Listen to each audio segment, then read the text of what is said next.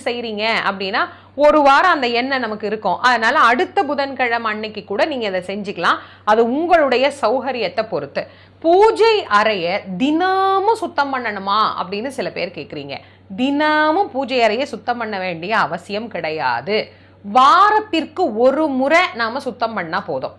தினமும் பழைய பூ எடுத்துடுறோம், தினமும் விளக்கேத்துறோம், தினமும் நாம புது ஊதுபத்தி வைக்கிறோம், அந்த பழைய ஊதுபத்தியோடதெல்லாம் நம்ம எடுத்துடுறோம். அப்ப தினமும் நாம போய் தொடச்சிட்டு இருக்கணுமா அப்படின்னா அது தேவையில்லை. வாரத்திற்கு ஒரு முறை.